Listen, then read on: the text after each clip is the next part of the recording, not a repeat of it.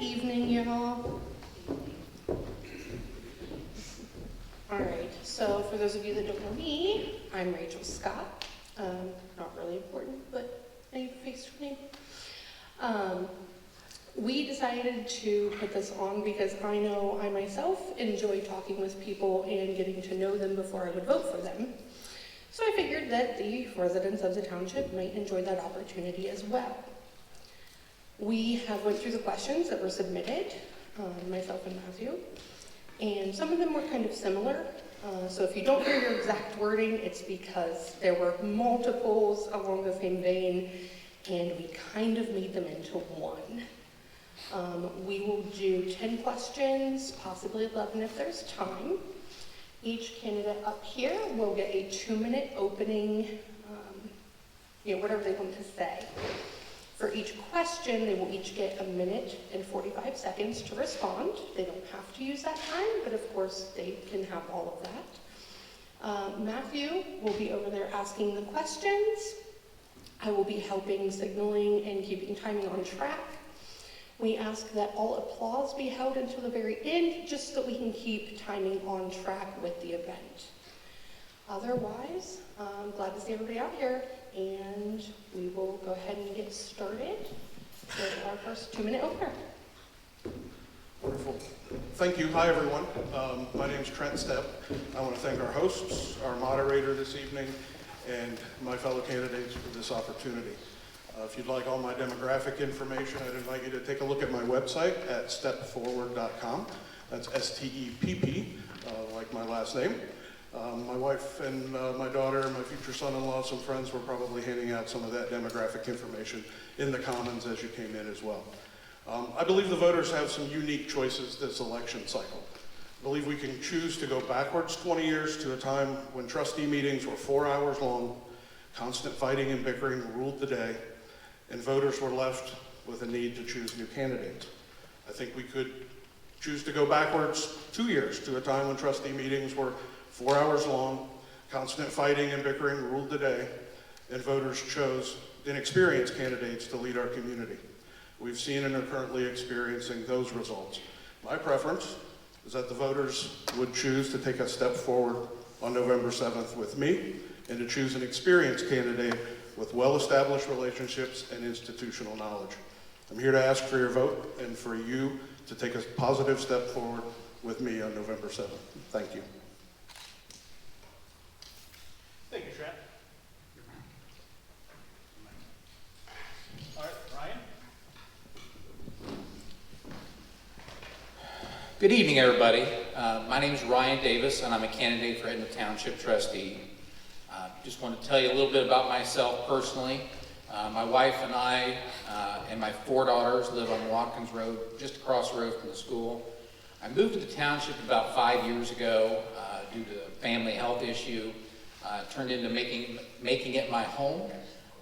What kind of brought me up here today is the first meeting I attended was the meeting where they were considering the rezoning for the now FedEx building. I saw a lot of news on Facebook, was really interested in what was going on in my community, and I've kind of been involved ever since, attending most trustee meetings, attending various zoning appeals, development, just involved. And I really enjoy all the people I've met before and now campaigning in the community.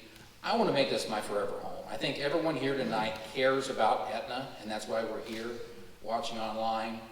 I think it's very important that you know who you're voting for, and all I can do is tell you about me, because I think ultimately at the end of every sentence that I make and decisions that I make, it's going to be with input of the people, and it's going to also be with the ending as this is what's best for Etna. I think that's what we all want.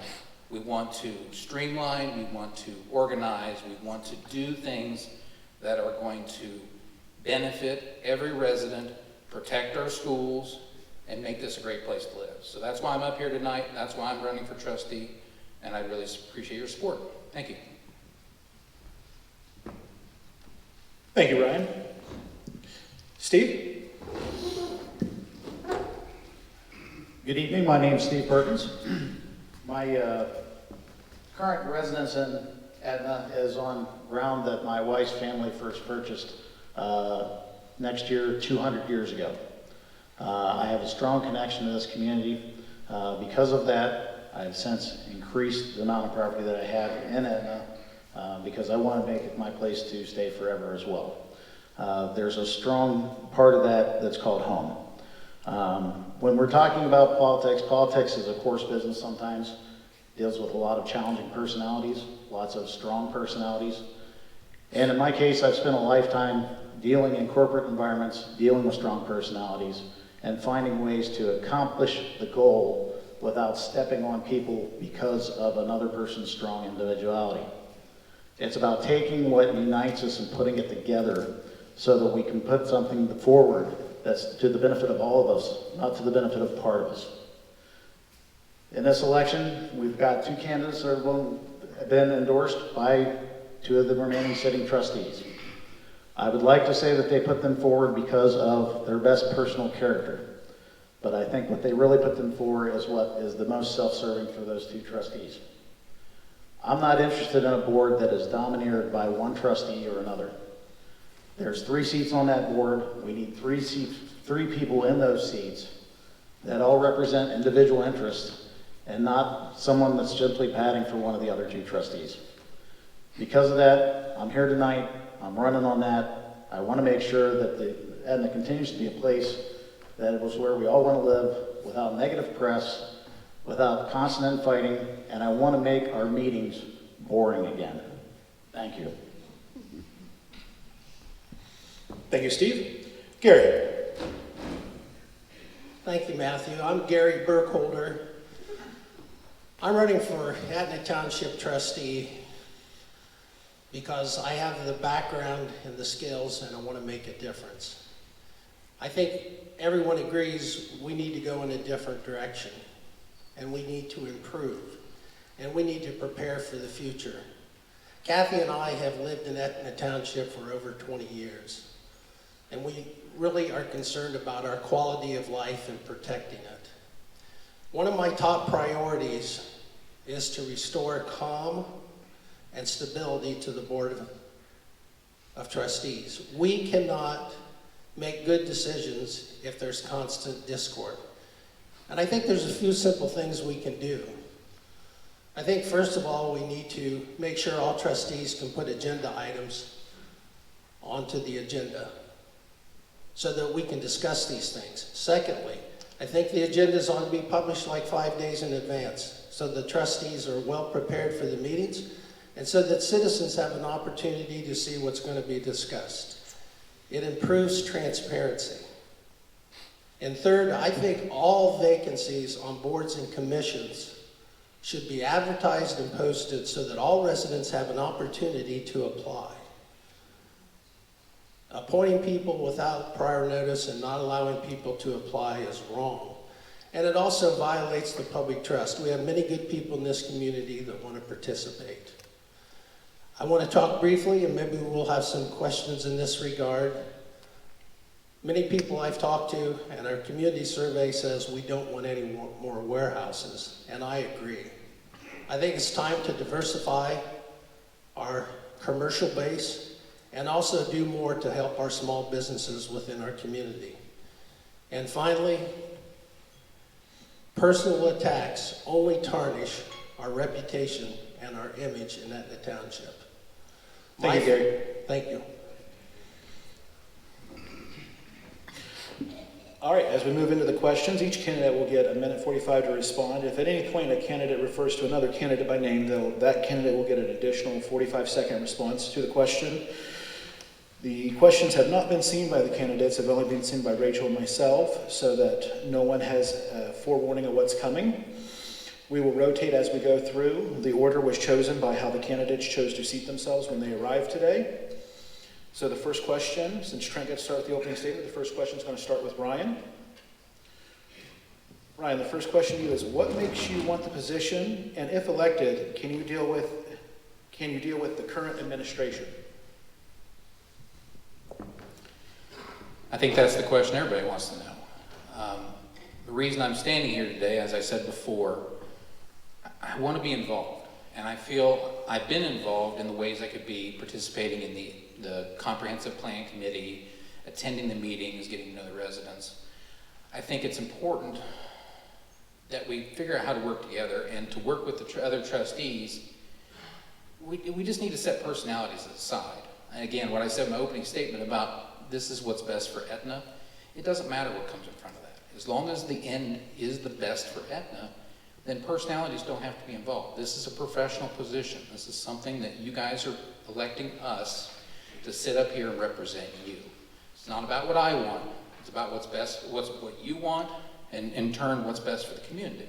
So that's why it's so important that we get somebody in there that's willing to guide and maybe try to stay on track and make sure that every decision and every discussion is to the point, detailed, have all the facts, because nobody can make a decision unless you have all that. So it's very, very important that we work together on that, and that's why I'm running. Thank you. Thank you, Ryan. Steve, your response.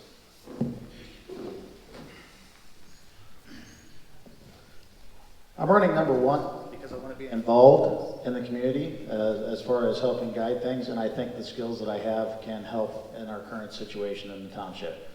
The solution for pollution is dilution. And so while we still there's always this trick that goes on in politics that you have to pick side A or side B. It's called false dichotomy. There's often choices C, D, E, F, G, all the way through. It's not down to a false dichotomy. You do have a choice. And in many cases, you don't have a choice in larger races and larger political scale. But in smaller races like this, where it's nonpartisan, well, if it's a nonpartisan race, why do we have so many partisan actions going on here between two trustees that are always fighting with each other? We need to be bigger than that. We need to take people that have personality differences and put them aside. I voted for both Mark Evans and Rosalind McKee. There's a picture somewhere of me towing Mark's float. There's pictures of me with Ros McKee. I know Mark's favorite food. Okay? I know Roz's favorite food. I know Jeff Johnson's favorite food. I know a lot about them. Why? Because I talked to all of them. What you find in these meetings, particularly after meetings, you'll find that everybody separates into their own little cliques, and you'll find people that will absolutely not talk to other people. How are you supposed to carry on in a professional meeting if you can't even carry on in the same presence with someone? So I want you to take a minute and think about that there's always more choices than two. Thank you. Thank you, Steve. Gary, to you. Well, I think this is where experience really counts. And I've served in multiple positions. I've been a municipal manager. I've had elected positions, former city councilman, former trustee. I've worked with a lot of different groups, gone to a lot of meetings, and I've seen a lot of the acrimony that goes on in a variety of places. But as it has been said, it's about putting the personalities aside and focusing on the policies. As I said during the introduction, just a few of these changes, I think, can bring down the temperature at the meeting. And I think if we bring down that temperature, it will also bring down the temperature in the community as well. And I think that's where experience and leadership count. For the past 20 months, I'm retired. For the last 20 plus months, I've already been working with residents to solve some of the problems we've had on Mink Street, some of the stormwater problems, and also the problems that we've had with Scannell. I've attended numerous meetings. I have relationships within the township, and I think it's that kind of leadership that can turn around the Board of Trustees and we can get the work that needs to be done. I also have a lot of planning experience as well, and we need to begin to work together for the future of Etna Township. Thank you. Thank you, Gary. Trent. I guess I'll stand up here. My daughter's the stage person. I'm afraid that if I get too close to the edge, I'll probably fall off, and I don't want to do that this evening. I didn't choose to run for Etna Township trustee. Residents and the staff at Etna Township asked me if I would run for Etna Township trustee. They've worked with me. They've seen the work product of the work that I've done with the zoning commission 7 years as chairman of the Zoning Commission. I'm currently chairman of the Board of Zoning Appeals. These folks have worked with me. We've built relationships over the years. They've seen me in my professional life go to work as an executive leader at a international engineering firm. When those folks come to me and they look at me and they look in my eyes and they say, I don't know if I can continue to do this. I don't know if I can continue to work here. I don't know if my job's safe. These are people I've worked with for 17, 18, 19 years in some cases, and I take that to heart. I was a hard no. No. I want nothing to do with this. My wife was a hard no. Absolutely not. You're not getting involved in that mess. I can't sit back and watch good people suffer. And that's why I'm running for Etna Township Trustee. Thank you, Trent. Next question is going to start with Steve. Steve, there are currently no initiatives for small businesses to build or open in Etna. What is your plan to help incentivize small businesses with all the huge increases in land cost? So a lot gets made out of development in Etna and how much development we don't want. What we don't spend a lot of time about is talking about the development we do want. So there are ways to increase the chances of more restaurants, for example, that I hear time and time again that Etna does want from a development standpoint. One of the ways that you can do that is you can set up programs that encourage people to set up the businesses that you want in your township, okay, in your community, whatever that may be. There's multiple ways to do it. One of the things is simply encouraging people who want to start a business to do so. There are some businesses that are wanting to start. There's a brewery that wants to start up and is starting up as far as I'm aware. But those things don't happen just always because somebody wants to do them. You need to have some involvement in your township in how to actually get those projects started going. And there's multiple ways you can do it, but it all takes board action across the board. You can't, if one trustee wants to do it, it doesn't happen. If one trustee wants to do it and another trustee doesn't, and one of the other people on the board is simply a sidecar for another trustee, you can forget about it. Either something always happens or always something never happens. That's what I want to avoid.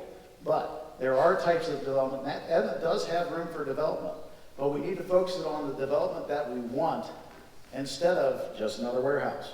I'm tired of warehouses just like everyone else is. I don't think any one industry should dominate an area because we get exactly what we've got now.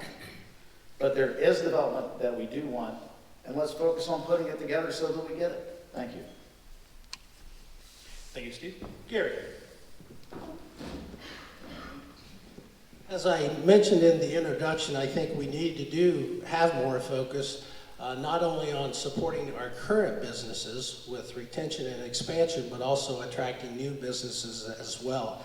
That's where my experience on the board will help. I've been a community development director, and one of my responsibilities was to have economic development and work with small businesses. I've worked with the Kroger company, bought a big Kroger company into a community that had been an abandoned Kmart, brought in various restaurants. Just recently, I had lunch at the chamber meeting with the Small Business Development Center, which is located here in Licking County. They now have a representative that travels several counties, but also services Licking County. So those are the kinds of things that I can bring to the board, and those are the kinds of relationships we need to continue to build and partner with our small businesses, both those that exist and those that want to come. But it's also going to take outreach, and I have both the background and the time to go out and reach out to the various business developers around the area and see what kinds of businesses we want to bring. But it's also important that we locate those businesses in appropriate places and that we stop building warehouses next to residential neighborhoods. Thank you. Thank you, Gary. Trent. Yeah, this is a difficult conversation about small businesses.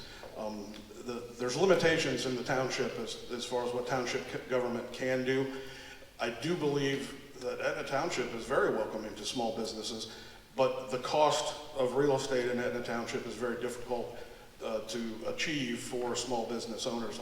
I'm very close with a number of small business owners who are doing quite well here in Etna Township. I do believe that it's a welcoming place for small businesses, large businesses alike. But to truly focus on small businesses, I think we have to focus on the people. We have to look at where the people are coming from into our community. We have to look at how we can make sure that we take care of some of those people groups. There's a number of individuals in our community that don't speak English. And I think we notice that, some of us who've been here for 25 years or longer, having English as a second language classes for individuals so that they can learn the new language of their new homeland. Those types of things to reach the people, in my opinion, is the way to equip people and empower them to actually be able to start businesses and expand businesses that they may already have here in Etna Township. Thanks. Thank you, Trent. Ryan? I believe with the Etna comprehensive plan survey that everyone filled out, that everyone wants small business. A majority of the people that responded, the number one thing they said was restaurants. I think there's already some forecasting and some planning behind the High Point development behind Speedway there off 310. There are some places coming, but they're not here yet for various reasons. So there's not anything one trustee can do other than put the work in to find opportunities. I think we don't have to incentivize people to come to Etna. People want to be in Etna. That's the great thing. So we've incentivized businesses to come, but we are running out of space for proper, probably laid out development. And certain businesses like restaurants, they need to be in a high traffic area. So there's different ideas that can be had. Every situation is different. That's the kind of discussions I would enjoy having, because if a small business owner, either in Etna or outside of Etna, wants to come to Etna, I would love to help find them any answers I possibly could. And that's why I would enjoy working with the people, learning how to do this kind of stuff, because we want to make our community better, and I think the best way to do that is to get people involved and get people excited and positive about Etna Township, saying that's where I want to put my business. Thank you. Thank you, Ryan. For the next question, we'll start with Steve. I'm sorry, Gary. We're on to Gary. Gary, please name your number one strength and how it will help Etna Township.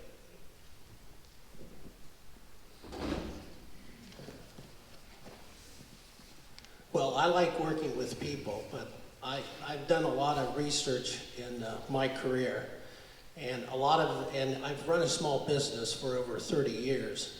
And one of the most important things is problem solving. First, identifying the problem, and then coming up with a solution. So I think the ability to work with others and other agencies, and I've worked with the Transportation Improvement District, as far as going to those meetings. I go to the county commissioner meetings routinely. I get out in the field. I've worked with residents. Some of them are here tonight. And I think it's that ability to go out and not only communicate, but to identify what their problem is, and then take the initiative to go out and find the solutions for that. And I think that's where experience really counts. I think we really need an Etna Township trustee that can hit the road running the first day and begin to work on some of these problems. In fact, some of them I've already started to identify things that we need to do here in the township. We need a comprehensive transportation improvement plan. We need a capital improvements plan. We need to start talking about economic development. So I think it's my ability to not only to do the research and provide the information to bring it to the board, but then to follow through and work with not only the residents, but with the businesses, large and small as well. Thank you. Thank you. Trent. So I believe my number one strength, number one attribute that I would bring to the township is the fact that I'm calm. I'm calm under pressure. I don't react. I don't spin up fast. I don't spin down fast. I'm relatively predictable for the most part. I believe that people see that. They talk to me because I listen. They ask me questions because I care because I dig in and find solutions, and I work with individuals very well in that regard. I can take some of the combative scenarios that we see day in and day out in the township, and I can help distill those things into ideas that people have. And I can take those ideas and I can potentially put those ideas in front of others and say, these are ideas we can get behind. We may not like a person, we may not like a behavior, but we may be able to embrace an idea. And I think being able to be calm and to listen and to get to those ideas and filter out some of the distractions and some of the noise, in order to do that, it takes a calming personality, it takes a calming set of behaviors, and it takes somebody that can listen to the needs of the community and the needs of the folks that you're interacting with. Thank you, Trent. Right. Some of my strong attributes I've been trying to convey: personality, determination, work ethic, things like that. What it really boils down to is effort. And everything I've ever done, whether it be sports, school, nothing ever, couldn't sleep, wake up for the test and get a straight A. I always had to work for it. So coming in, willing to work, in my profession of sales, I don't know the answer, but I am going to get you that answer. And I'm going to get you that answer by Thursday at 12, and guess what? By Thursday at 12, I would call you. That's the kind of dependability and effort it's going to take the small steps now that's going to pay off for Etna in the future. So that's what I would like to convey. I'm not wearing a sports jersey with numbers on it anymore.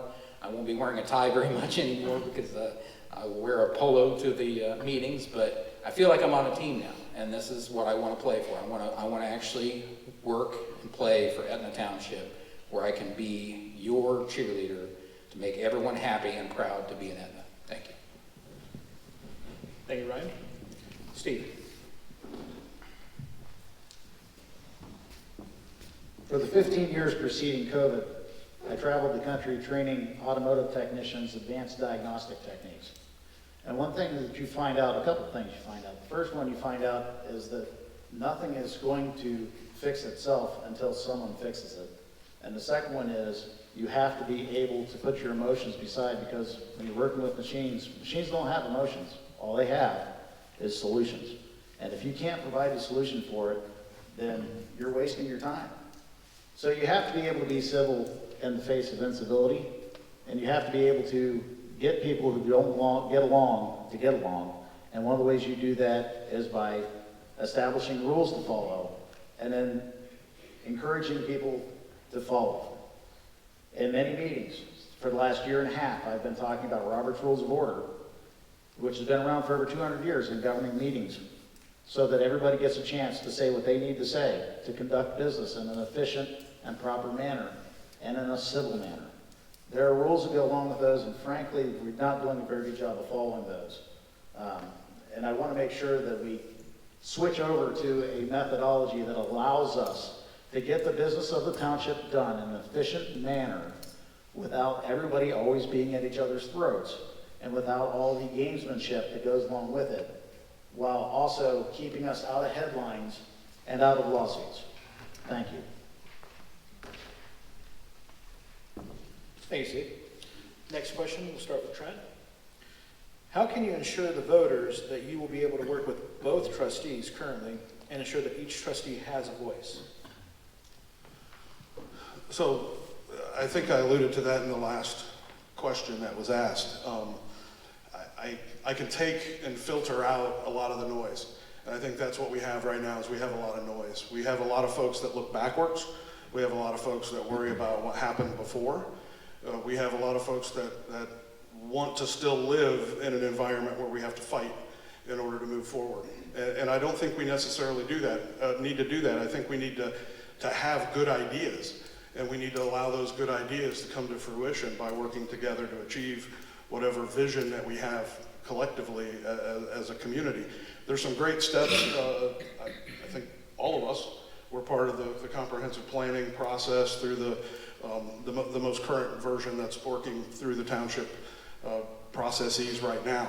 And having a plan and taking that plan and then agreeing to that plan, moving forward in alignment with that plan, whether it's zoning, whether it's which types of businesses can go where, or other decisions that need to be made on behalf of the township. Having that plan and being in alignment with each other as 3 trustees with that plan, to me, is very important. So filtering out the noise, listening to the ideas of both the incumbent trustees, whichever one of us win this election, we're going to be sitting between 2 incumbent trustees that don't tend to get along very well with one another right now. And so we're all going to be in a position where we're going to have to listen. We're going to have to work hard to make sure that we're potentially peacekeepers. And then we're also going to have to be able to move forward as a group of 3, which hasn't happened for some time now. Thank you. Thank you, Trip. Ryan? So I'm going to start by asking the public something. So if I get elected, I would like to be the board president. And I think if you choose to give me your vote, I think I should get a shot to try to run the meetings, and here's why. Both the current trustees have had a moment to run the meetings. I've seen how it works. I understand how I would do it. It boils down to common sense. I think if we work on from day one, and day one for me is after the election, sitting down with each trustee, trying to find a middle ground on the basic processes and procedures that are concerns right now for both of the trustees in different ways. I think that's how we lay the groundwork, and just running a meeting that's effective, efficient, and important to the people. We got to talk about things they need to hear about. We need to make decisions, right or wrong, or the best interest of the township. We need to make decisions that are going to help Etna Township. So that's why I would like to get a shot to run the meetings, and that's the only thing I want in my title, is to be able to run the meetings. We are going to be 3 people that are going to work together as a board. I'm not appointing myself to any committees as the president. It's going to be a joint effort. We're going to share in the duties. We're going to decide who wants to do what. I think that's ultimately the only way we're going to move forward, is if we get somebody in there that can put that hand out, reach out, and genuinely just want to do what's best for Etna Township. Thank you. Thank you, Ryan. Steve? On any given day, I would much rather lose a debate on the merits than be shouted down by an angry mob. Public debate is just that. All of us, as has been mentioned, have been on the Citizens Advisory Council for the comprehensive plan. And what we haven't seen in that meeting is what we see in our trustee meetings. There's been plenty of debate. There's been plenty of disagreement. But there's also been plenty of agreement that went along with that. And one of the ways that happens is by getting all the ideas out on the table so that everyone can analyze them, so that they can take that input. It's really tough to say that you're the only person with good ideas, but unfortunately there are some people that think they're the only ones with good ideas. And so you have to have all that input, and you have to have 3 people that are willing to digest all that information and make rational, informed decisions about that data, rather than simply reacting to someone else's on the board and reacting to their personality. It's a deliberative body. The term president sounds like a lofty title, but really all it is president. All that means is they're the person that runs the meeting. It does not convey any particular heft to their position. They are elected the same way. They do the same duties. They have exactly 2 extra duties. One is to set the agenda for the meeting and conduct the meeting. With those things, those are what you need to be able to conduct an effective meeting so that you get done in an efficient manner what you're there to do. It's not about taking public meeting time to endorse your favorite candidate on the public's time. Thank you. Thank you. Gary? Well, I certainly have thought about this question for a long time, and it begins with leadership. I've served in leadership positions in the past. I served as the president of the board. But as it's been said, and I said even earlier, we need to focus on the policy, not the personality. And some of the recommendations I've made are we need to have all trustees treated equally and fairly. They've got to have access to the information. There has to be transparency. They have to have the ability to bring those ideas to the board and put them on the agenda, and then have an informed discussion. As a trustee, it's our responsibility to do our homework and be prepared. And that's how we move away from the discord and we bring calm, and then we can make informed decisions. I too serve on the land use committee, and I agree with Steve. We've had some very good, lively debate. And as a result of that, I think we're going to get a much better product, but it has to come with the leadership. There's been a lot of things said about me and a lot of negatives, but I have risen above the fray because it's important to stay focused on what's best for the township and treat your fellow trustees with respect, give them equal opportunities to participate in the process, and then make the decisions that are going to be in the best interest of our community. Thank you. Thank you. Next question, we'll start with Ryan. How do you feel about the warehouses and the community feedback on them? That's a pretty short question. I think rush hour kind of speaks for everybody's feelings on the warehouses. I think there's enough truck traffic, and maybe we're a little behind our infrastructure. So my personal belief is development's coming. It's going to be more houses. It's going to impact our schools. It's going to be more buildings, both large and small.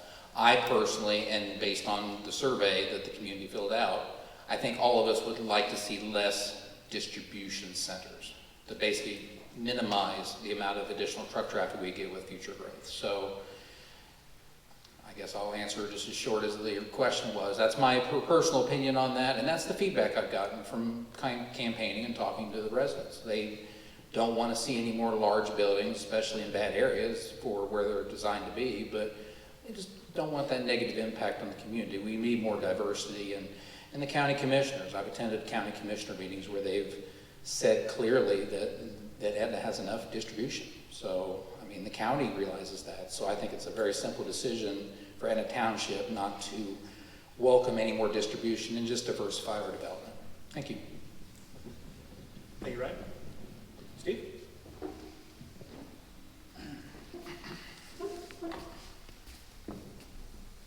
So you really want to cater to the type of development that you want. You know, there's something that's often said about, oh, well, development means your property values go up. So that's what's in it for you. Well, okay, but what goes along with that? Increased property taxes go along with that. The cost of development coming in comes with additional cost than what just seems on face value. It now comes with a cost to infrastructure. Infrastructure has to try and keep up with that development. So when new development needs to be increased, you have to pay for it somehow. And so those things often don't get always sheltered to the new development that comes in. But it's also, honestly, people like to make a big deal about the infrastructure costs that way for water, sewer, whatever the case may be that way. But the bigger thing is that development enhancing your quality of life in the area?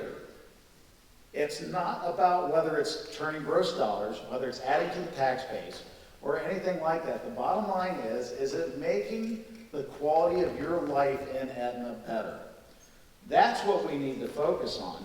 It's not about TIFs and grants and everything else and fighting over how the sausage is made right down to the last little penny.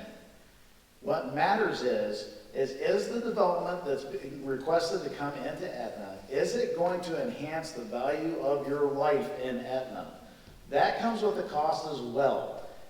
Every development, when it takes infrastructure away, when it causes increased traffic, that's going to detract from your quality of life. Thank you. Thank you, Steve. Gary? Well, I'm the candidate that has probably attended more county commissioner meetings. And in fact, I've asked the county commissioners, I said, I've talked to the residents. We've got 16 warehouses, we don't need more. I've been working with residents to try to resolve the problems that we currently have. And that's one thing that why I want to be a trustee. I want to have a seat at the table so that we can, as as a trustee board and staff can begin to deal with some of the negative impacts that we've had here. But I disagree with Steve on something. It is about the CRAs, community reinvestment abatements, that have been given out by the county commissioners. Those are granted by the county commissioners. We need to have more authority as a township. Jersey Township just recently passed a resolution where they control the community reinvestment. They decide whether there's going to be an abatement or not. TIFs are another thing as well. TIFs do take money away, future property taxes away from our schools, and also away from the township and other recipients that get that distribution of those taxes. So it is about the pennies. It is about water and sewer. It is about the transportation. Another thing that we need to be much more active and aggressive on is going out and getting grants. We need to be applying every year for the Ohio Public Works Commission. I've worked with grants. I've received grants. I've worked with safe routes to school. So to cover that cost of a lot of our infrastructure, we need to be much more aggressive going after grants. And we need to do it collectively, and that means not only the board making the decision for those applications, but working closely with our administrator and staff in order to make those applications. Thank you. Thank you, Gary. Trent? So personally, I think warehouses are ugly. I don't care for one in my backyard. I don't care for one in anybody else's backyard. However, as someone who has participated in township zoning, I do know that there are large parcels of property in the township zoned for industrial and manufacturing use. So it becomes somewhat difficult to control exactly what goes into some of those spaces. But I can tell you what I've done as part of the Board of Zoning Appeals is when one of these buildings shows up in front of our board, we took, if you drive Route 40 and you look at the warehouses, you're going to see that most of them have their bay doors facing away from Route 40. You don't see the trucks. You don't see the bay doors. They back up to the communities. But there's a community just off of Columbia Road, close to Etna Elementary School, where the zoning showed that that was an industrial area that was going to go in there, but houses went in there first, and then when a warehouse went in, it was sort of right in everybody's backyard. And so what we did as a board is we said, look, you've got this building facing to where all that truck traffic is going to be right in somebody's backyard. Why can't we look at that from Route 40? Why can't we see those bay doors, and why can't we have those trucks go in and out of that building and not have all of that happen on the back side of the building? And I'm sure that the folks that live in that community still don't like to look at the warehouse. I wouldn't like to look at the warehouse. But there are things that we can do as a township to make it more palatable when we have diversity of development in the community. We can rotate buildings 180 degrees so that we don't have bay doors opening and closing and the beep, beep, beep happening all night long in somebody's back window. Thank you, Trent. Thank you. Next question goes to Steve. What is your experience in terms of economic development and the use of TIFs and JEDs?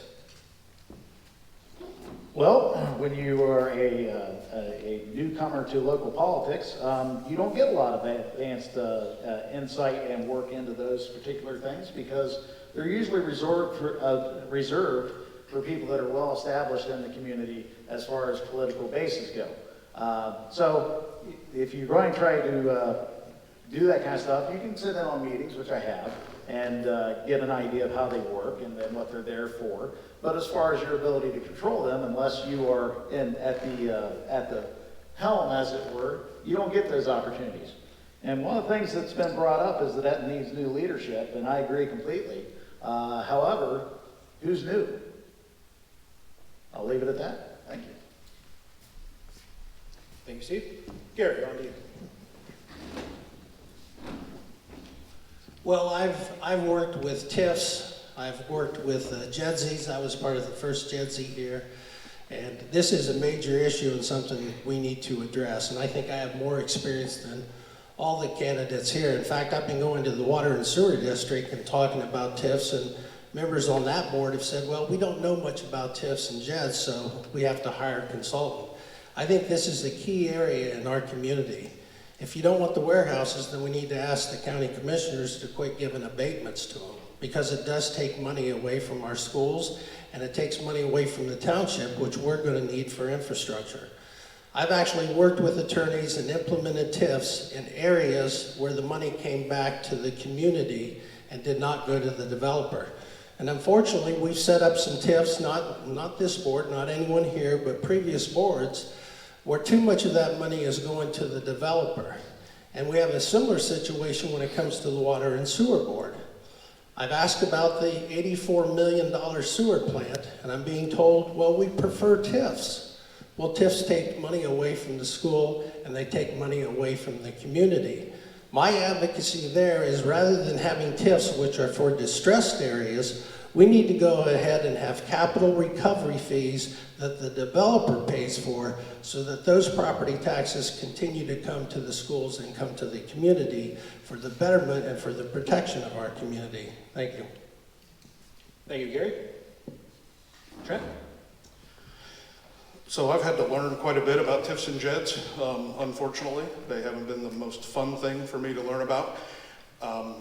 Looking around at this beautiful facility that we're sitting in, I can tell you that the economic development incentives that have occurred through Etna Township and the development in Etna Township have helped to build and fund the building and the facilities that are happening and continuing to grow and expand in Southwest Licking School District. As part of the Southwest Licking Community Water and Sewer District Board, I can tell you we're looking at as many of those economic development incentives that we can in order to fund the infrastructure that's necessary for the continued growth and the continued development that is being approved at the township and has been approved at the township pretty much continuously for the last number of years. That development is coming, it's been approved, the zoning is in place for that, and the infrastructure has to be paid for. So somehow or other, the economic development incentives that the state offers are ways that can result in win-win-win opportunities for districts such as the Water and Sewer District, school districts such as Southwest Licking, Etna Township, and I guess the municipal partner that a township would work with in order to collect an income tax. But there are opportunities for those types of things to happen. I have gone to the township trustee meetings and have advocated for that. I don't personally believe that we want to absolutely put all of that burden on a single developer, because the developer's going to come and then they're going to go. I think we need to have something that's sustainable over a period of time with end users, so that the infrastructure and then ultimately the maintenance on the infrastructure that's required is paid for over a longer period of time. Thank you, Trent. Thank you. Ryan?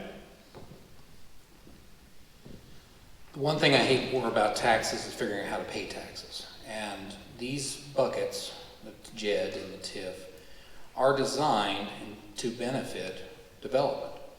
Now, the reason they want to do those instead of just pay the normal taxes is it benefits them. So what I would like to say is, when I'm a trustee, I don't want to just roll over and give people those kind of abatements. People want to be an Etna. I think we're past the point of incentivizing people to be an Etna, and that's what those do. They give the opportunity for people to come, and the people that have the ability to come are the ones asking for that opportunity. We talked about small business earlier. That would be an example. So what I would propose, and what I would like to do, is get more involvement with understanding how we can get developers that understand in other states. And in other states, they come in, they know if they build, they have to build everything. I mean, there's got to be a middle ground between maybe that and what they're getting now, but understanding, like, to come play in Etna, you have to not put a large burden on our residents, on our schools, and on our community. Thank you. Thank you, Ryan.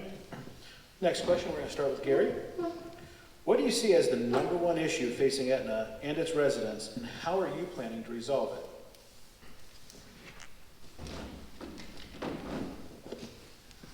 The #1 issue is planning. How are we going to manage this growth? How are we going to pay for the infrastructure? And to do that, we must be much more aggressive and progressive in doing that.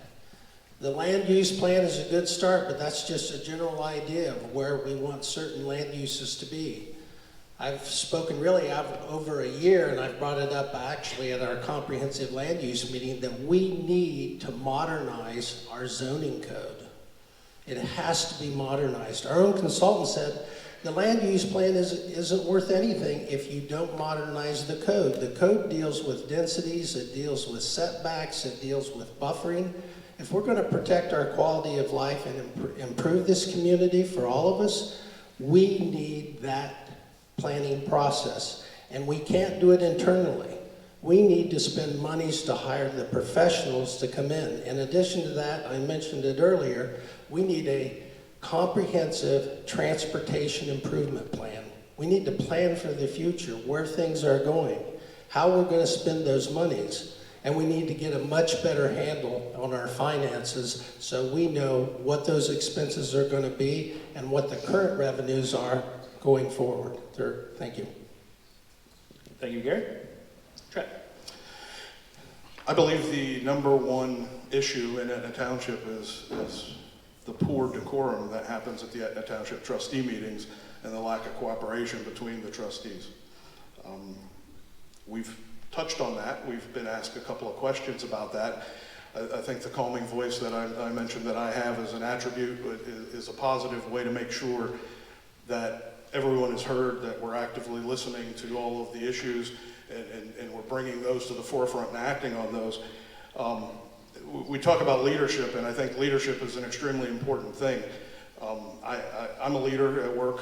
I'm hopefully a leader at home. I'm a leader at church. I'm a leader in a number of different areas, but something that's been a passion of mine and really started in 2015 is leadership training, and that's not leadership training for me, that's leadership training that I provide to others. And an example would be the Boy Scouts of America Wood Badge program. If any of you have ever been through that program, it's a group of adults, adult leaders who are invested in and entrusted to take care of our youth. Those adult leaders, we go out in the woods and we spend 6 days together, and we do nothing but team building and exercises around active listening and empathetic listening. We talk about planning for change. We talk about leading change. And those are things that I've participated as part of a highly functional team of leadership trainers to take and train other adults to do those same things and to take those things home to their home scouting units and to take and have a positive impact on youth and to hopefully create leaders in the next generation. And that's what I would hope to do as my role as an Etna Township trustee, is to actually change that negative decorum that is there and turn it into something positive and turn it into a group of 3 leaders. Thank you, Trent. Thank you. Ryan?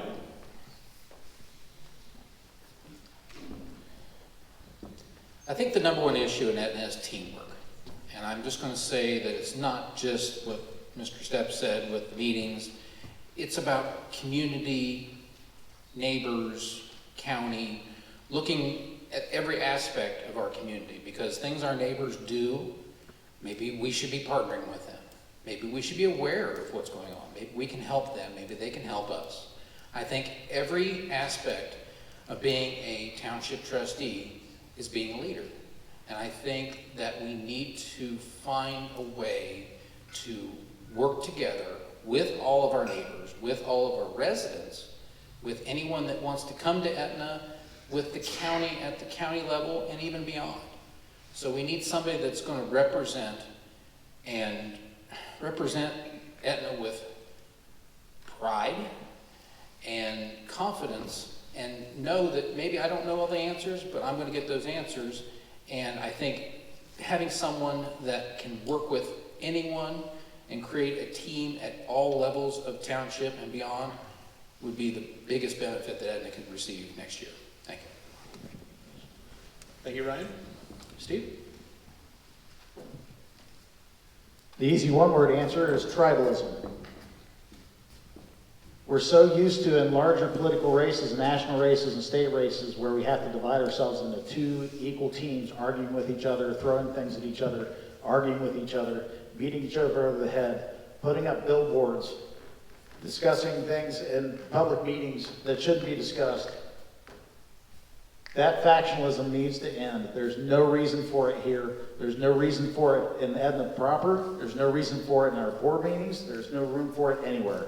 If you can't engage in the public discourse without being a jerk, to put it mildly, then you shouldn't be in public. At least not public politics anyway. I call for anybody that's engaged in that type of behavior. First off, if you can't get through a campaign without that, how are you going to get through the next meeting after the next trustee is seated? We have to stop this. And it stops by allowing everybody to have a voice and encouraging people and making sure that they're following the rules of debate, whether it's even on a Facebook page, whether it's in a public meeting, or even if it's just sitting at a restaurant somewhere. Try having some civility. Having civility and having respect for other people doesn't mean you have to agree with them. All you have to do is not treat them badly, and you get more time to actually make your case. But as soon as someone runs out of their argument, instead of attacking an argument, they begin to attack people. Thank you. Thank you, Steve. Trent, question to you. How will you ensure that committee and board appointments be advertised so that all residents have an opportunity to serve on them? Well, this is a tricky one for me because I was recently reappointed to a position without being advertised. I sought that appointment, and I sought that appointment because of the work that we were doing at the Water and Sewer District and the continuity that was required in order to achieve some of the things that we needed to achieve. More specifically on that, or I guess I could get into that, I don't want to waste my time not answering the question. But we do need to publish an agenda. We do need to collect agenda items from each of the trustees. And on that agenda, the appointments and reappointments and potential new committees that are developed should be advertised as part of that agenda process and put out there in front of the community so the folks that wish to do that know when those things are going to happen. In the past, I believe we've really struggled at times in the township to get people to fill Board of Zoning Appeals seats and to fill zoning commission member seats, just basically because there are a lot of folks that don't want to invest the time and energy into some of those committees. And so making every opportunity to advertise those and to get those out in front of the public so that more people understand the when and the how and the why of each of those things would be very helpful in helping to ensure that we have the right people on those boards. Thank you. Thank you, Trent. Ryan? This kind of goes back to what I said earlier about organization. So there have been some appointments recently that have not fit a calendar per se, meaning that the appointment would be up in, let's say, August, and we're appointing them in September. Or we're appointing them really close without any real discussion about, hey, these appointments are coming up. I don't know if discussions were had with the individuals if they even wanted to get reappointed. So I think there's some organization that could be done with all the different committees. Etna is 18,000 residents. We only rival Pataskala and the city of Newark. There are plenty of people in this audience watching and that will be voting that want to serve. And I think everyone should be given that opportunity. So it's very, very important that we come up with a plan saying, okay, here's everything that people can participate in, put it on a calendar, and that's the way it is. We set the meetings, they set the meetings at the beginning of the year for the township trustees. Why don't we just set the appointments? We know when terms are up. Maybe I'm just making it sound too simple, but to me it's that simple. I think that's how we get the proper overall involvement. You maybe remind people, hey, this appointment's getting posted, but it's so important that everyone gets a chance to participate because that's how we build a community, and that's how I do it. So, thank you. Thank you, Ryan. Steve? I have stood up in front of a public meeting and said there are 8,500 approximately voters in this township that are not members of the Board of Trustees that would be perfectly suited in some cases to fill some of these spots. The reason they don't, I'm just going to come out and say it, and it may not be popular with some people, but the reason these appointments aren't advertised is because it's how you entrench political power to those that you align with. Once you get them in, If you just don't allow anyone else to maybe participate, they get to stay there, and they stay there for a long time. Now, that's not always the case. Sometimes someone is clearly set up to be the right person for that board. There's nothing wrong with that. But if you're going to do that, you should at least open the process, and if they're still the best person at the end of, let's say, 30 days, they're still going to be the best person, are they not? Now, I will stop shy of one thing on that, though. I would not let that process turn into a drawn-out circus just so people could be paraded in front of a board and be harassed and belittled and everything else just for the sake of saying, I am willing to participate in my local government. Frankly, that's one of the things you sign up for when you run for election, but I don't think you really sign up for that when you decide to say, hey, I'm willing to sit on this board. Thank you. Thank you, Steve. Gary. Well, I've posted quite a bit that this is part of bringing the civility and the openness and the transparency back to the Board of Trustees. And unfortunately, that hasn't happened in the last couple of years. And that really violates the trust of the community when you don't even have an opportunity to apply to participate in the process. And that's why if I'm elected township trustee, and I probably push this more than anyone, we absolutely have to advertise and give people an opportunity and post it and put it on the website. But when they come in, you go into executive session. You can legally go into executive session so that person isn't put through the grinder and criticized in front of the public. That's important. We need to improve on our citizen engagement in this community. And we do that by having more transparency, by more civility, and having professionalism on the board and working with the other trustees. But I do have to disagree with my good friend Trent at the end, and he can respond. The reappointment to an $18,000 a year job on the Water and Sewer Board, and it wasn't even on the agenda. It was never advertised. It wasn't on the agenda. And I disagree with the claim that it was about continuity, because the president of the Water and Sewer Board, and I served on that board as well, back in 2011 to 14, has 10 years of experience. That should have been advertised, and other qualified people should have had an opportunity to apply. And believe me, that's created a lot of discord and angst in the community, that we're not giving people an equal opportunity to participate in their community. Thank you, Gary. Trent, since you were mentioned in his response, you've got 45 seconds to respond if you'd like. Thank you. Yeah, just to make it clear, the Southwest Licking Water and Sewer District Board is 3 people. Each year, one person rolls off of that board. So in the last 2 years, we've lost a member.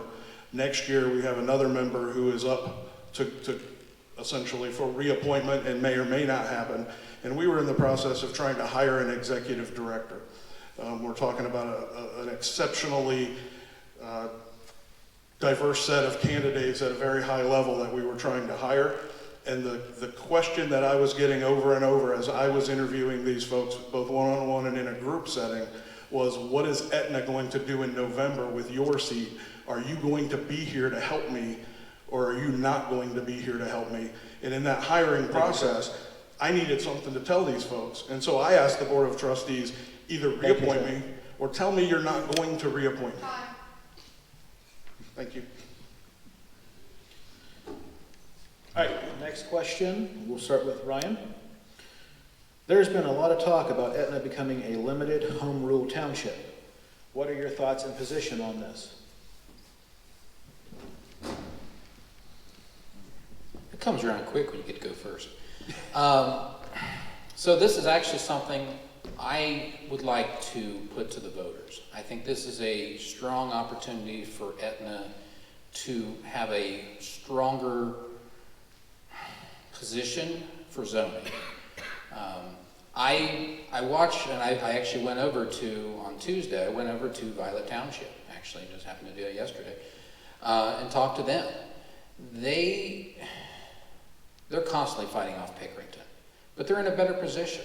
They're standing next to a city that wants what they have, kind of what I feel Etna is right now with Reynoldsburg, Pataska, and what's still kind of amazed me when I first started learning about annexation is Kirkersville could come annex us. I don't know why they'd do that, but they could. So I think it's important, if Etna wants to remain a township, I think that needs to be on the table. I think we need to go through all the details, explain it to the voters. What I would like to do is put that on the ballot for the next election. I'd like to get all the facts out there and let you decide if you would like Etna Township to be a home rule township, because I think there's some benefits to it that might be what the residents want. I mean, we already have a township administrator. That's one of the requirements to be a home rule township. We already contract for police. You know, we're provided water by the water district. So there's a lot of things that are already in place that it's not like we'd have to flip a switch to, and we already pay for outside counsel. That was another thing. We would actually have to get a law director. Our board currently pays for a lot of outside counsel. So there's really not much change on the backside. I just Thank you, Ryan. want to, sorry. Thank you. First time. Steve? Limited home rule is kind of a mixed bag. It's kind of whatever you end up making of it. As Ryan pointed out, there are some requirements to do that. There's things you can do with it that are beneficial, and it really comes down to whatever the community decides is going to go along into that, and whether you make that decision to do that. On this particular position, I'm really ambivalent. I would think it would be a matter of what the township decided to do as a whole. I do think that there are some benefits to it. Whether those outweigh the detractions, I couldn't tell you without a vote of the people to do it. But I think that it is worth investigating. It's a part of the same thing that I have consistently said, that I like to see all the ideas out on the table. I would like to hear as many ideas as I can before I start to make a decision, as opposed to picking my position, standing in the ground, drawing the line, and never budging from it. There's things that you should never budge on, and there's some things that you always should budge on.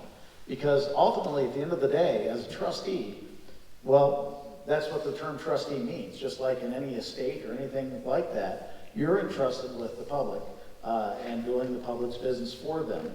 And so to make up your own decision without their input, I don't think is a good thing to do. So I would say, let's investigate it. There are some things, there's something to be said for maybe possibly more trustees that go into that. Well, I can see that going one of two ways too. So, thank you. Thank you, Steve. Gary? Thank you. Yes, there's been a lot of talk on that, and since we're a high-growth area and we do have cities that surround us, it's certainly a concept that we need to look at. But before we put that on the ballot, I believe that as a trustee, and I think this is where the leadership comes in, that we should do a feasibility study.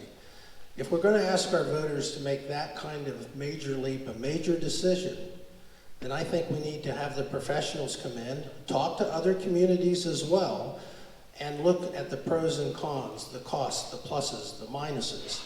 And once we get that information, we can have work sessions at the town hall, and if we need a larger venue like here at the school, have a presentation and talk about it, so that if it does go to the ballot, that our neighbors and our friends and the members of this community have a full understanding and appreciation of what it'll do to our community. These are the kinds of projects that we need to initiate, and if I'm elected as a township trustee, along with more advanced planning, modernization, we can look at the home rule issue as well. Thank you. Trent? Thank you. I love the idea of Etna Township having more options. I love the idea of Etna Township having more authority. I guess where I would fall on this particular topic is we're a ways out from that. And probably my biggest fear is that ultimately leads to an income tax. And I personally moved from the incorporated portion of Reynoldsburg, which was in Etna Township as an Etna Township resident, to the unincorporated portion of Etna Township to essentially be a part of a community without a local income tax. And I would like for that to continue. I would support the continuation of a lack of income tax in Etna Township. And I believe as we go down this path, whether you're talking about home rule, whether you're talking about becoming a city or a village, anytime you start going down that path, the next thing that happens is an income tax. And it'll start as a 1% income tax, and it'll turn into a 1.5% income tax, and then a 2% income tax. And for me, I just am not personally interested in more taxes. So, thank you. Thank you, Trent. Next question, we'll start with Steve. How important would you say following public records laws is to you, and how will you ensure that they are followed if elected? So public records requests, I've been a part of government for as long as government has been in the United States. You can always request information. There's sometimes misinformation about what it actually is and what actually isn't. One of the things is that when you start with meeting minutes, number one is meeting minutes are supposed to describe what was done, not was said. As a matter of fact, one of the reasons they're called minutes is because they don't include seconds. But anyway, along with that, just because you can make a public records request does not mean that you're entitled to it on the spot. Unfortunately, there was an incident this year where someone thought they were entitled to that information on the spot, and in fact, they're not. There is reasonable time allotment for the township, in this case, to respond to a public records request. Those records are what they are. The township keeps the records that they are demanded to request. There have been cases where I thought it's been lax, such as I can't find a good reason why you end up a couple months behind on meeting minutes, especially when you don't have to document what was said, you only have to document what was done. So there was certainly not a 100% track record of doing it perfectly, but there was also plenty of misinformation about what actually goes into that process and what is and is not allowed to be done, and also what must and what doesn't have to be provided. So I would just like to keep that in mind, that a lot of times a lack of public knowledge combined with some misinformation is used to try and create a new narrative. Thanks, Thank Steve. Gary.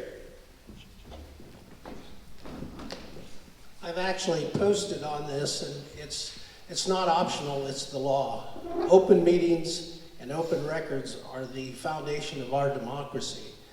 And I think most people know, and I think my fellow colleagues know, that we need to greatly improve on that here in Etna Township. That's how you build trust. We want our residents to be engaged. It's going to be a top priority for me. We need to do much better. First of all, we need to get our records organized. And the more of those records that we can put online, not just the agendas and the minutes, but the supporting documentation, the reports, the administrator's report.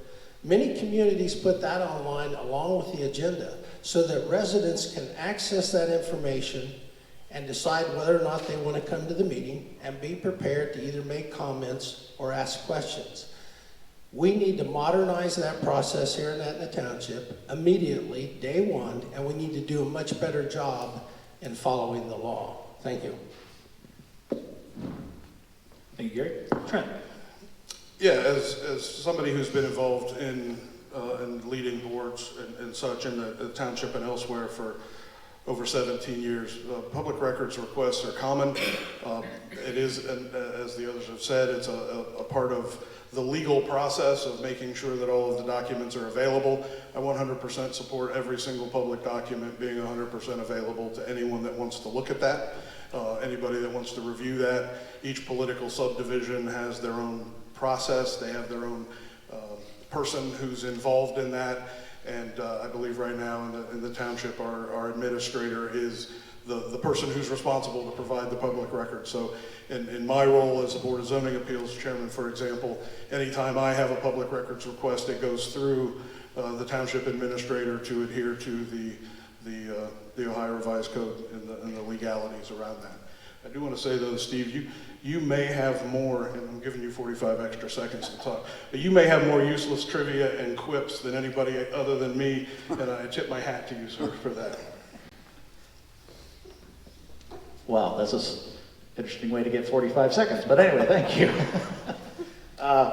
So I guess I would say on day 0.5 of my campaign, I would actually make sure that, yes, meeting minutes are a no-brainer. There is absolutely no reason why meeting minutes aren't available practically within the next day after a meeting. It's not difficult to do because, again, meeting minutes are about what was done, not about what was said. They're called minutes and not seconds. Thank you. Thank you, Trent. Thank you for your follow-up, Steve. Ryan? So, a couple things. I've attended the school board meetings, and there's a gentleman actually up on a big screen, you can watch him. He actually enters the votes as you go. So I'm looking for processes, again, back to my professional background and what I've done in my past. I'm looking for streamlined ideas and processes because anything to make the job easier helps everyone. And I think that something like that would be a big help to streamlining getting the minutes out there. Now, also, we're talking about accessibility to all the documents. Now, I know there's some documents that, per se, that might need to be uploaded into the system, but right now we don't have a good system. I don't know if anybody's been on the township website. It does have information on it, but I think that could be greatly improved because most everyone in here can spend 5 minutes on a website and find anything they want, and I think that's the way our website should be. And if we have access to that information at our fingertips, like everyone said here, I think earlier, that's how we build trust, and that's how we understand that the public knows what they want to know. And if it's not there, or if they want more details, that's what we're here for. But it needs to start with allowing people to get the answers they want, when they want it, and how. So I think that's truly a number one important thing.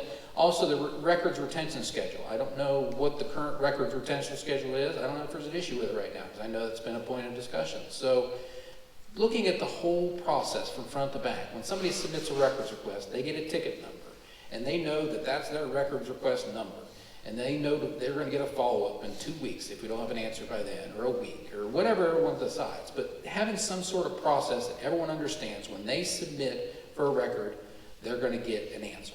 Thank you, Ryan.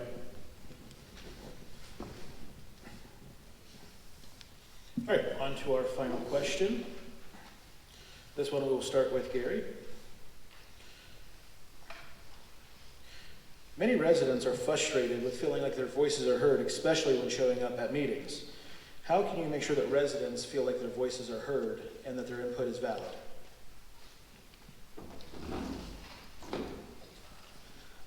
Well, again, I think that's an area that we can greatly improve, and I think by making the information accessible on the website, but also having those agendas out early so that individuals can come in, and treating those individuals with respect. Part of the beauty of our form of government is we have a right to criticize our government. And I think most people know I've been criticized many times, but I like people coming in because many times you learn from that and you have an opportunity to engage with your residents. So we don't always have to agree, but we have to start the conversation and give individuals that opportunity. I've also talked and proposed that we have a retreat for the Board of Trustees to have some team building, to have some goal setting. That would be a public meeting, and staff would be included in that. So that meeting would have minutes and be public, but we would also invite the public. Now, in that session, and I've actually led some of these as a moderator and participated in them, the public wouldn't have an opportunity to engage at that process, but I think it would go a long way to building some civility, but also giving the community an opportunity to know where their trustees stand, what some of their ideas are, and then the follow-up is we can informally, once again, engage with the public. Citizen engagement is very important, and we need to do a better job of listening to our residents. Thank you. Thank you, Gary. Trent. Yeah, I believe there are a number of additional ways that we could improve communication within the township. I don't think that a business meeting and only a business meeting is the best way for all of the community input to be heard. I think we should potentially look at having office hours for trustees. We should look at having online forums that might be open for additional communication with members of the community. And I think sometimes just decent human interaction. I had a gentleman who came to my home this evening, literally pulled up in front of the house, rang my doorbell, and wanted to ask questions.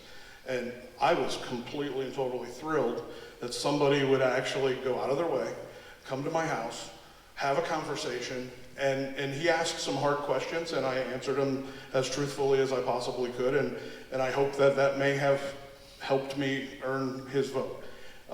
But just talking to one another and actually communicating with one another instead of yelling at one another, instead of pointing at one another and screaming at one another, I think just having conversations, listening to the ideas that people have.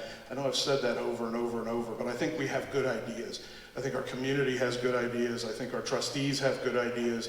I think the folks up on this stage have good ideas.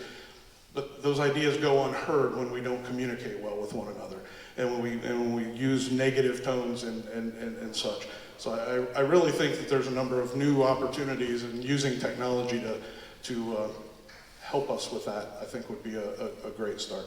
Thanks. Thank you, Trent. Ryan? The saying "no news is good news," I don't know if it applies. I don't think that applies in Etna right now. I think there's a lot of people that aren't saying what they're thinking simply because they don't want to get involved. They don't want to get involved in the negative and the drama and any conversations that just aren't. They don't think will get anywhere. I want to be approachable, and I do enjoy talking to people. That's why I like doing sales. I mean, you get to. You may have a conversation with somebody, you may have the perfect thing for them, everything makes perfect sense, they'll still tell you no. And then other people, you're like, that doesn't work for you. I still want it. I mean, you're trying to figure things out, you just never know where it's going to go. But I want to be approachable. I think that's the number one thing. I'm involved in the community. I've got 4 daughters, 14, 6, 3, and 2. I'm at a lot of sporting events. I'm going to get going to even more. I would have been at soccer tonight, but obviously this is going on. So the being in my community, being recognized, now forgive me if I forget everybody's name, because I've learned so many people's names and probably forgot them quick, but I want to be somebody you can walk up to. It doesn't have to be at a meeting, it doesn't have to be 5 minutes before the meeting, 5 minutes after, and I'm heading to the door. I want to be approachable, I want to be here for the residents, I want people to talk to me. I think that's how we communicate and how we get things done. Thanks. Thank you, Ryan. Steve? Who would want to show up to one of our meetings and get shouted down to one of the sitting trustees on the board? I don't know of anybody. As someone who has gotten up and walked out of our meetings before, that really should never be a precedent where we've literally lost many people in the audience before because they were just flat fed up. So one of the ways that you do that, one of the things that I have noticed is, some things are not better in groups, and sometimes that's people. When you treat people as individuals, a lot of those things tend to dissolve sometimes, and a lot of that animosity goes away. Frankly, it's a lot harder to tell somebody and use expletives to somebody's face about what you think about them. It's way easier to do it online than it is to do it in person. And I don't know what that is, except for it gives us an attachment, allows us to take the face off the person that we're talking to and turn them into an anonymous them that makes them so much easier to attack. But there are venues, such as the Citizens Advisory Council, those things don't happen in those type of groups. So when you start to dive into where those situations come from, it comes from the environment. And if you control that environment, you take away that pulpit of somebody to use their seat as an ability to attack people, suddenly everything becomes a lot more moderated. We don't have problems like that in other committees. As a matter of fact, there's talk of the Citizens Advisory Council becoming a sitting board, basically, so that we can continue to have the conversation and basically grant advice and consent on different topics in front of the trustees. And I think we should do that. I think there should be more discussion in that, not less. Thank you, Steve. All right, with this, each candidate will get 2 minutes for a closing statement. Trent, you're up first. Thank you. The township clearly voted 2 years ago for change. It was clear to me, it was clear to everyone else, and I believe we got change. I don't think we got the change we wanted necessarily. There are 3 trustees as prescribed by the Ohio Revised Code in the township, and one of the 4 of us will be elected into that role on November 7th. I'd ask for your vote for me for a number of different reasons, but first and foremost, as I look around this room, I see faces of people that I've sat at sporting events with, and our kids have played sports together, people I've served on boards with. I've been involved in this community at the entry level as an alternate on the Board of Zoning Appeals to now the chairman 10, 15, 18 years ago now as an alternate to the Zoning Commission, a member of the Zoning Commission, ultimately the chairman of the Zoning Commission. I worked with people I really cared about, and I did work that I believed was important to Etna Township. I just want to continue to do that work. I want to take care of the people of Etna Township, including the staff that we have. The institutional knowledge that our staff has is incredible. I think we need to look at transition plans to make sure that as they retire and as they move on to other endeavors, that we have others that can back up and serve in those capacities. And those are some of the things, the team building strengths that I have that I would look to make sure that I do as the next trustee in a township. So, thank you. Thank you, Trent. Ryan, closing statement?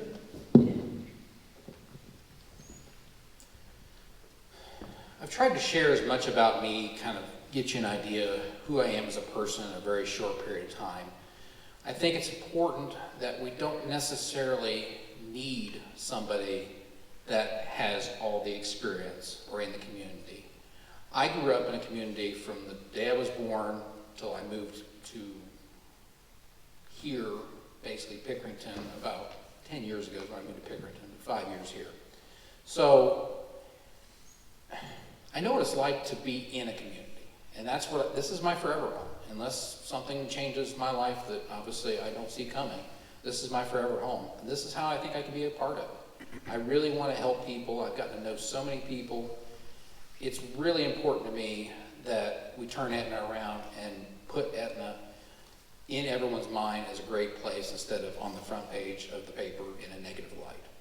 So that is why I'm asking for your vote for trustee, because I want to be your representative that you can be proud of, that will learn as he goes, apply common sense where there may not be any right now, or where they're having issues, and set myself apart so we can go forward and do good things, because that's why I'm excited to do this, and that's why I'm up here tonight. So thank you very much. I appreciate it. Thank you, Ryan. Steve, your closing statement? I'd like to once again thank you guys for showing up tonight. Being involved in the process of your local government is an important thing, I feel. That's one of the reasons I got involved in the first place as well. I just want to lay it out there. Trustee Evans has things that need to be before the board. Trustee McKee has things that need to be in front of the board.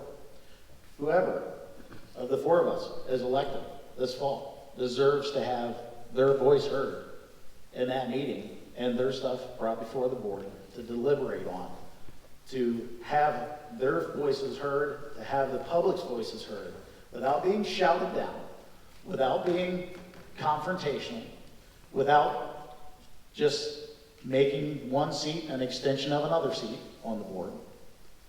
And I want to make sure, first and foremost, I'll just come right out and say it. You could do worse than the 3 people behind me and myself. You absolutely could. This campaign so far, despite there being some rhetoric, which you're always going to have that way, no member up here, or no person up here, no candidate up here has disrespected me. And I don't think that any one of them would say that I've disrespected them either. That's the way it should be. I'm glad to see that the people on the stage are setting an example right now of what politics in Etna should be. If there's anybody letting us down, unfortunately, it's some of the members of the community. I'm just going to say it that way. I hate to say that. Etna's a place I love, but there are some people in our community that are not helping the process and not helping get over this divide so that we can have proper governance and get what all of us want in Etna Township. Thank you. Thank you, Steve. Gary, closing statement? Thank you.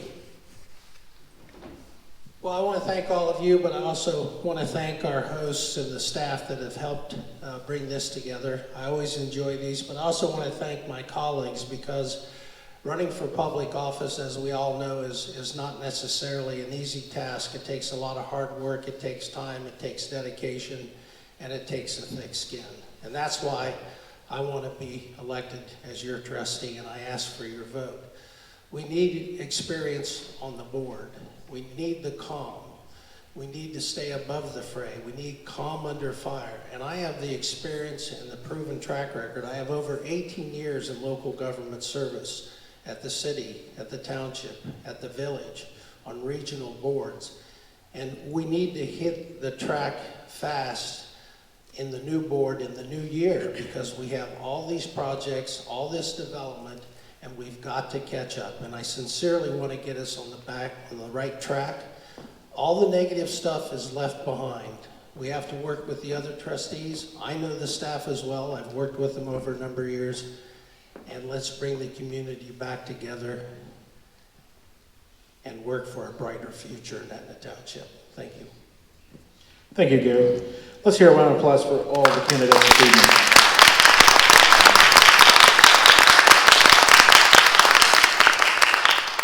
I also want to take a moment, for those who don't know, and introduce Jacqueline. I'm going to mess up her last name. Catunia.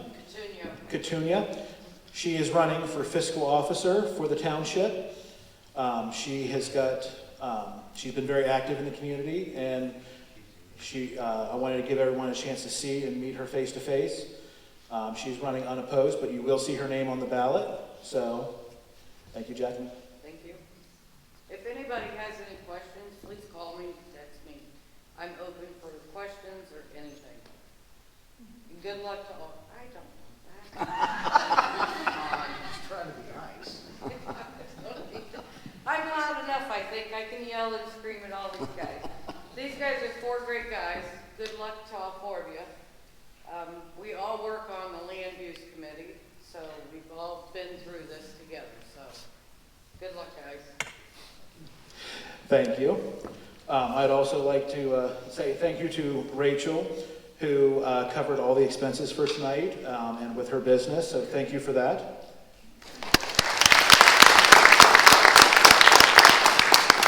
As a reminder, early voting started today and goes through November 6th. You can vote early down at the Board of Elections office at 20 South 2nd Street.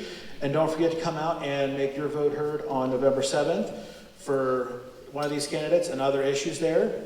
Thank you to Southwest Licking for hosting us. Thank you for our techs for getting everything ready tonight.